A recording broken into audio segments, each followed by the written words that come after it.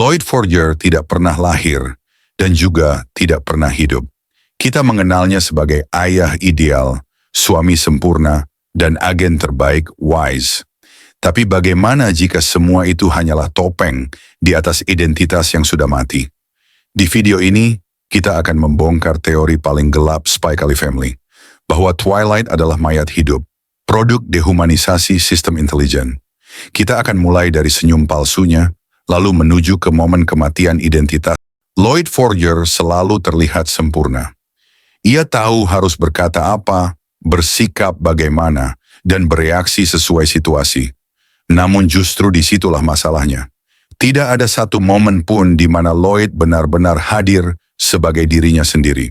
Senyumnya tidak pernah spontan. Tawa Lloyd selalu datang terlambat setengah detik, seolah-olah otaknya lebih dulu menghitung reaksi yang paling aman. Ini bukan kecanggungan sosial biasa. Ini adalah gejala disosiasi identitas. Lloyd tidak hidup sebagai individu, melainkan sebagai kumpulan respons yang dipelajari. Dalam psikologi, kondisi ini disebut functional self. Seseorang yang berfungsi sempurna secara sosial, tetapi kosong secara internal. Ia tahu bagaimana menjadi ayah, suami, atau warga teladan, tetapi tidak tahu bagaimana menjadi dirinya sendiri. Yang menarik, Lloyd jarang, bahkan hampir tidak pernah, merenung tentang masa depannya sebagai individu. Semua rencana hidupnya selalu bersifat misi-oriented, bukan self-oriented. Bahkan saat ia berpikir tentang Anya dan Yor, pikirannya masih dibungkus logika operasional. Apakah ini mengganggu misi? Ini menunjukkan satu hal penting. Identitas Lloyd tidak pernah tumbuh. Sejak awal ia tidak diberi ruang untuk membangun aku. Yang ada hanyalah peran.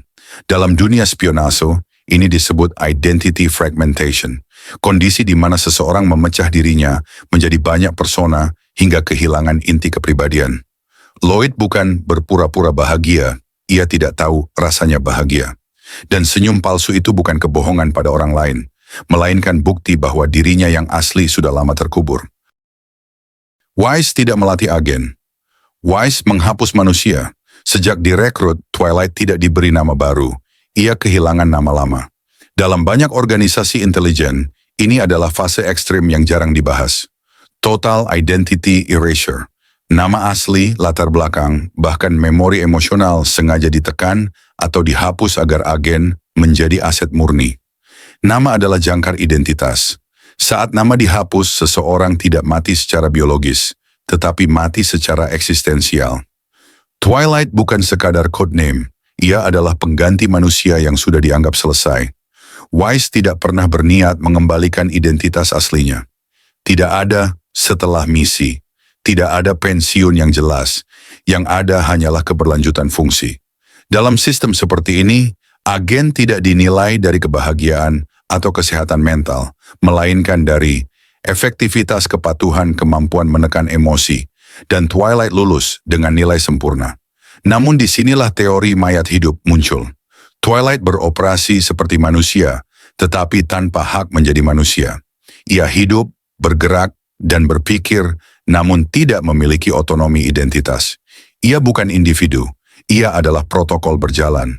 Wise menciptakan makhluk yang masih bernapas, tetapi sudah tidak diakui sebagai subjek moral. Inilah definisi klasik dehumanisasi. Saat seseorang hanya dihargai sejauh ia berguna. Twilight tidak pernah bertanya, siapa aku? Karena sistem melarang pertanyaan itu muncul. Nama asli Lloyd tidak pernah disebut, dan itu bukan kebetulan naratif. Dalam cerita spionase, apa yang tidak ditampilkan seringkali lebih penting dari yang ditampilkan. Ketidakhadiran nama asli menunjukkan bahwa momen kematiannya bukan off-screen, melainkan konseptual. Kematian itu terjadi saat Twilight menerima misi pertamanya sebagai Twilight. Di titik itu, ia tidak hanya berganti identitas, ia menyetujui penghapusan dirinya sendiri. Dan ini yang paling tragis. Dehumanisasi paling efektif adalah yang dilakukan dengan persetujuan korban. Ia percaya bahwa mengorbankan dirinya adalah harga demi perdamaian. Dan sistem memanfaatkan idealisme itu. Sejak saat itu, setiap keberhasilan Twilight memperkuat ilusi bahwa pengorbanannya benar.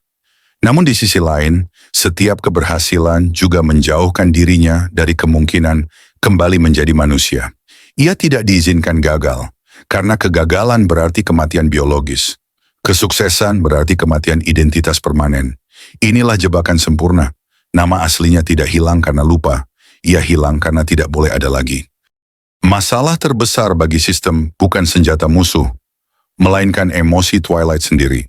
Cinta adalah variabel yang tidak bisa dikontrol. Dan saat Lloyd mulai benar-benar peduli pada Anya dan Yor, sistem yang membunuh identitasnya mulai retak. Jika Twilight adalah mayat hidup, maka cinta adalah tanda kebangkitan. Dan kebangkitan selalu berbahaya bagi sistem totaliter. Ia mulai bertindak bukan karena misi, tetapi karena empati. Ia mulai melanggar protokol demi keselamatan keluarga palsunya. Dan disinilah paradoks muncul. Semakin manusiawi Lloyd, semakin ia menjadi ancaman. Jika sistem menyadari ini sepenuhnya, hanya ada dua kemungkinan. Twilight dinonaktifkan, Twilight dipaksa memilih antara misi dan kemanusiaan. Tidak ada opsi ketiga. Harapan Twilight tidak datang dari Wise. Harapan datang dari keluarga palsu yang justru terasa nyata. Namun pertanyaannya bukan, apakah Lloyd bisa bahagia? Melainkan, apakah sistem mengizinkannya hidup sebagai manusia? Jika Spy Kali Family berakhir tragis, itu bukan karena perang, melainkan karena sebuah sistem tidak bisa menerima agen yang kembali menjadi manusia. Dan mungkin pesan terdalamnya adalah ini. Perdamaian yang dibangun di atas penghapusan identitas selalu meminta korban terakhir dari orang yang paling setia. Jika teori ini membuatmu tidak nyaman, itu tandanya kita menyentuh sesuatu yang nyata. Tulis pendapatmu di komentar. Apakah Lloyd Forger masih manusia atau hanya alat yang belum dibuang? Subscribe jika kamu ingin lebih banyak teori kartun yang jarang dibahas, tapi jujur pada realitas.